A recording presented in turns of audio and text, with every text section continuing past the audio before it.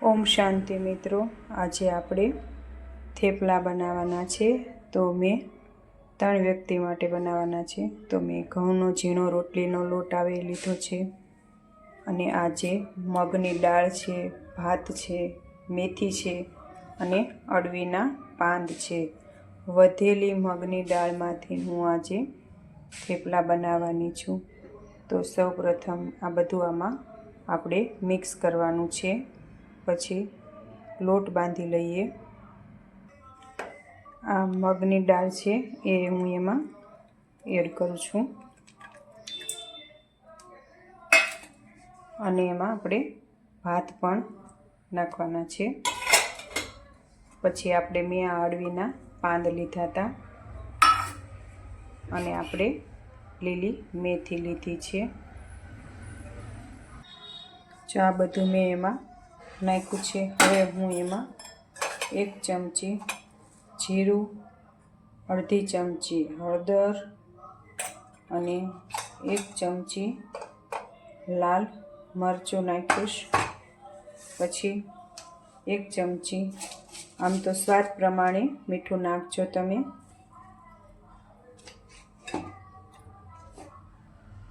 2 ચમચી જેવો હું સરગવાનો પાવડર નાખું છું. જો તમારે સરગવાનો પાવડર હોય તો તમે નાખી શકો છો, નકર ચાલશે. અને 1 પાવડું હું તેલ નાખવાની છું. આ રીતે હવે આપણે લોટ બાંધી લેવાનો છે.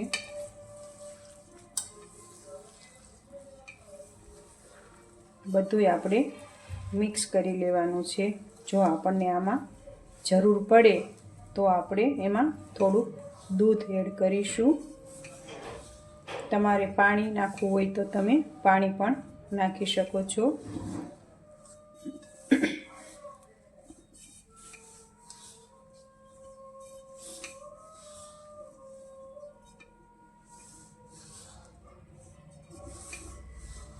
જો મારે થોડીક જરૂર પડે એવું લાગે છે, એટલે હું થોડુંક દૂધ એડ કરું છું.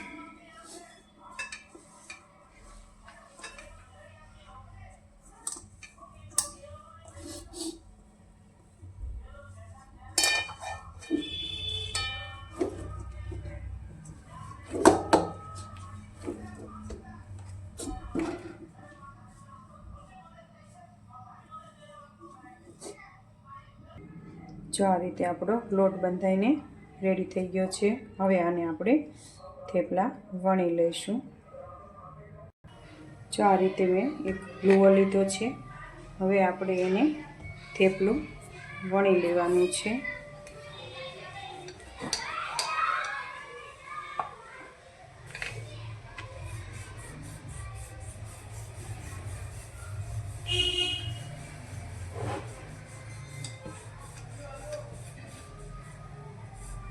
આ રીતે આપણે વણી લઈશું.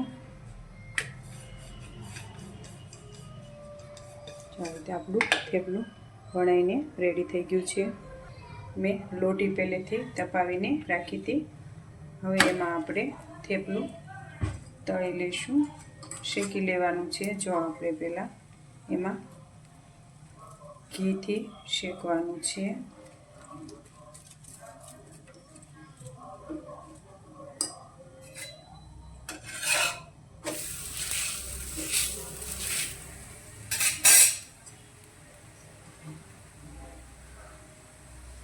જો તમે તેલમાં તળતા હોય તો તમે તેલમાં લેજો.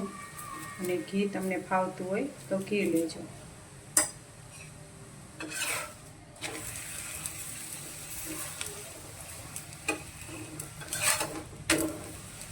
આ આપણે વધેલી મગની દાળ અને ભાતમાંથી બનાવ્યા છે. જો તમને એમ થાય કે આ ઠંડુ છે તો આપણે નથી ખાવું, તો આ રીતે એક ગરમ નવો નાસ્તો તૈયાર થઈ જાય છે.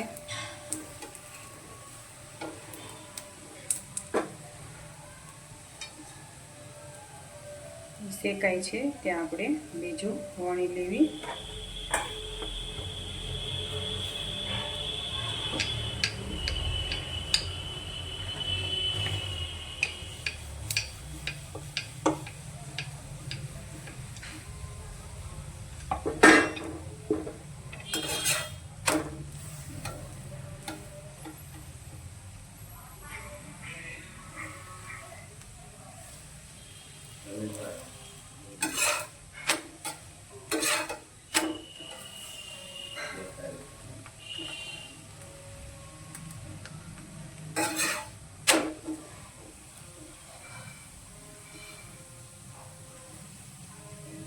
આપણે શેકાઈને તૈયાર થઈ ગયું છે. હવે આપણે બીજું લઈ લઈએ.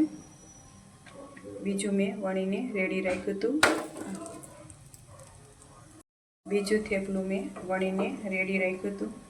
આવી રીતે આપણે બધા થેપલા વણી લેશું અને તળી લેશું.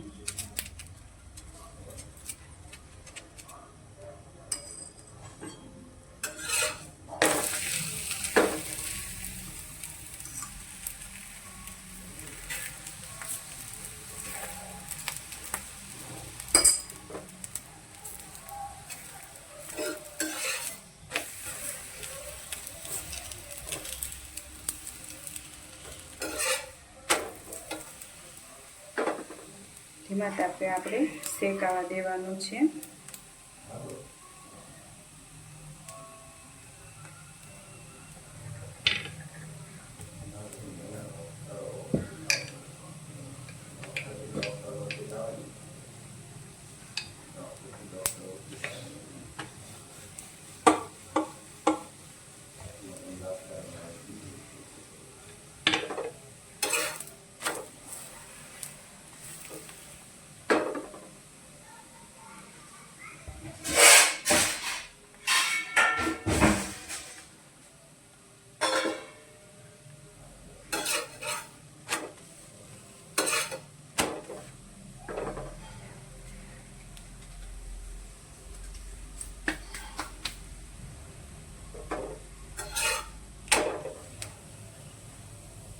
આ આપણે શેકાઈ ગયું છે.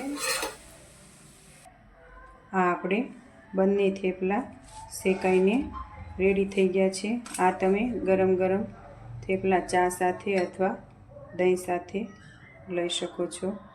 તો હવે આપણે પરમાત્માની યાદમાં બનાવ્યા હતા, તો આપણે પરમાત્માને ધરી દઈશું. ઓમ શાંતિ મિત્રો.